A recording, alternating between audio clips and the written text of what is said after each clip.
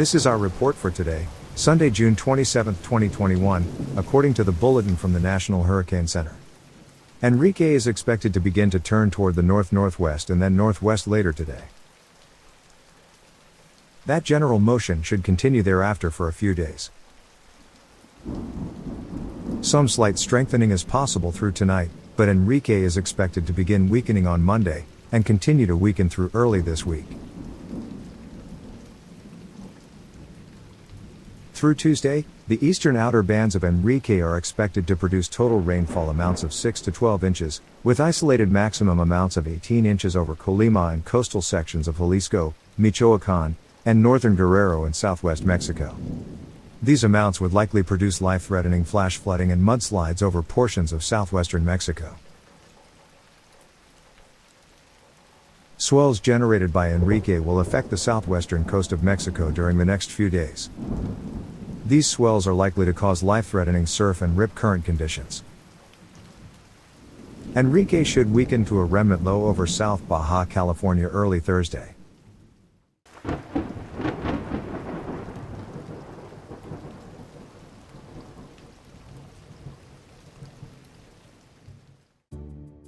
It only takes one storm to change your life and your community.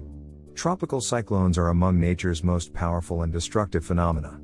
If you live in an area prone to tropical cyclones, you need to be prepared. If you haven't done it yet, you are still on time. The threats from hurricanes, to you and your family, can vary widely depending on where you live. It's not just those along the coast that can experience significant, life-threatening impacts. Evaluate what you need to do to protect your home and family now. Take some time to make sure you have a hurricane evacuation plan. The first thing you need to do is find out if you live in a storm surge hurricane evacuation zone, or if you're in a home that would be unsafe during a hurricane. If you are, figure out where you'd go, and how you'd get there if told to evacuate. You do not need to travel hundreds of miles. Identify someone, perhaps a friend or relative, who doesn't live in an evacuation zone or unsafe home, and coordinate with them to use their home as your evacuation destination. Be sure to account for your pets, as most local shelters do not permit them. Put the plan in writing for you and those you care about. Just having enough supplies to make it through a hurricane isn't enough.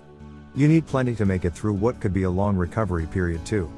Water and electricity could be out for a week or more. Have enough non-perishable food, water, and medicine to last each person in your family for a minimum of 3 days. Also make sure you have extra cash, a battery-powered radio, flashlights, and a portable crank or solar-powered USB charger to charge your cell phone. Call your insurance company or agent and ask for an insurance checkup to make sure you have enough homeowners insurance to repair or even replace your home. And remember, standard homeowners insurance doesn't cover flooding. Whether you're a homeowner or a renter, you'll need a separate policy for flooding.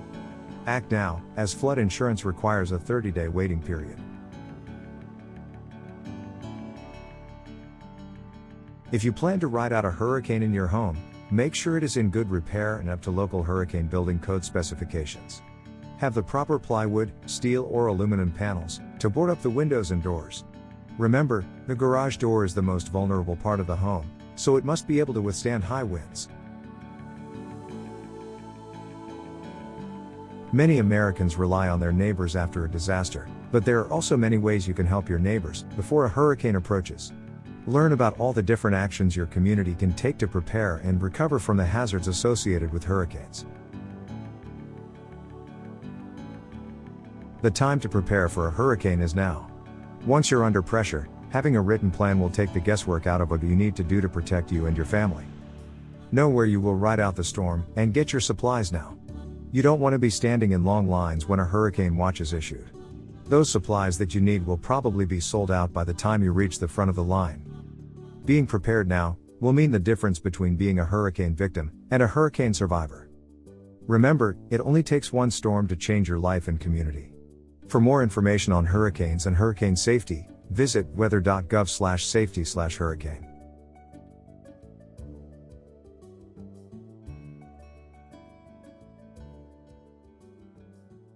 Subscribe to our channel and stay informed quickly and easily about the weather conditions this hurricane season.